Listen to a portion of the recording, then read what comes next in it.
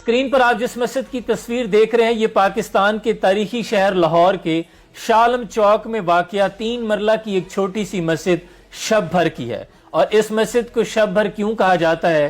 کیونکہ مسلمانوں نے اس مسجد کو ایک رات میں تعمیر کر لیا تھا۔ یقیناً انسانی دماغ اس کو تسلیم کرنے سے قاصر ہے، لیکن تاریخ بتاتی ہے کہ یہ پاکستان بننے سے پہلے 1917 کی بات ہے کہ جب اس علاقے سے ایک مسلمان مسافر کا گزر ہوا، اس نے اسی مقام پر اپنی نماز ادا کی۔ چونکہ اس علاقے میں تب ہندوؤں کی اکثریت پائی جاتی تھی، تو ہندوؤں نے اس بات پر مسلمانوں سے ہنگامہ آرائی شروع کر دی۔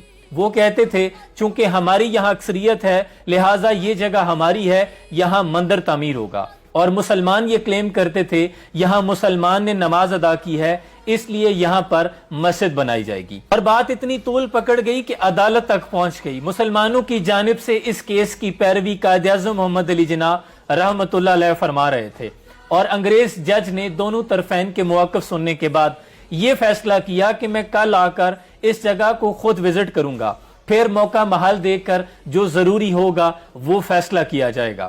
اس پر قائد اعظم محمد علی جناح نے لوگوں سے کہا چونکہ اب اس وقت یہ قانون ہے کہ کسی بھی مذہب کی عبادت گاہ کو نقصان نہیں پہنچایا جاتا، خواہ کسی کی مسجد ہو خواہ کسی کا مندر ہو، جو کچھ بھی ہوگا کسی بھی عبادت گاہ کو مسمار نہیں کیا جائے گا۔ تو قائد اعظم محمد علی جناح نے مسلمانوں سے یہ کہا کہ اگر رات بھر میں مسلمان یہاں مسجد تعمیر کر دیں تو صبح فیصلہ مسلمانوں کے حق میں ہو جائے گا، ورنہ جج مجھے متعصب نظر آ رہا ہے، یقیناً وہ ہندوؤں کے حق میں فیصلہ سنا دے گا۔ اب بات چونکہ مسلمانوں کی حمیت اور غیرت پر آ گئی، چنانچہ تمام مسلمانوں نے مشہور نامی گرامی گاما پہلوان کی قیادت میں یہاں مسجد تعمیر کرنے کا فیصلہ کر لیا۔ تب اسباب تو بہت تھوڑے تھے لیکن ایمان بہت کامل تھا۔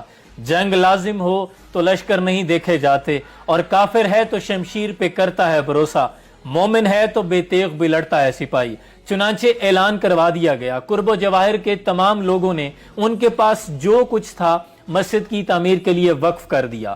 تمام لوگ رضاکارانہ طور پر مستری، مزدور، ترخان، لوہار، جس کے پاس الغرض جو کچھ تھا اس نے مسجد کے لیے پیش کر دیا۔ یہاں تک کہ خواتین نے اپنا سونا چاندی جو کچھ بھی زیورات میں تھا وہ بھی وقف کر دیا، اور ساری رات بچے اور خواتین مسجد کی تعمیر کے لیے سروں پر پانی بھر کر لاتے رہے، اور یوں مسلمانوں نے پوری رات محنت کر کے نماز فجر تک یہاں مسجد تعمیر کر لی تھی۔ قربان جاؤں یہ ہوا کرتا تھا مسلمانوں کے ایمان کا معیار۔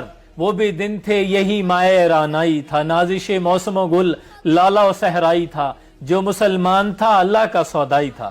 اگلے روز پھر جب جج آیا اس نے آ کر اس جگہ کا وزٹ کیا تو مسلمان صفیں بچھائے اپنی عبادت میں مشغول تھے۔ اسے بامر مجبوری فیصلہ مسلمانوں کے حق میں دینا پڑا، اور اس روز اس مسجد کا نام شب بھر مسجد رکھا گیا کیونکہ اسے رات کی تاریکی میں تعمیر کر لیا تھا۔ 3 روز بعد جب علامہ اقبال کو خبر ہوئی تو آپ نے اس مسجد کا وزٹ کیا اور یہیں پہ کھڑے ہو کر اپنا تاریخی شعر لکھا کہ مسجد تو بنا دی شب بھر میں ایمان کی حرارت والوں نے، من اپنا پرانا پاپی تھا برسوں میں نمازی بن نہ سکا۔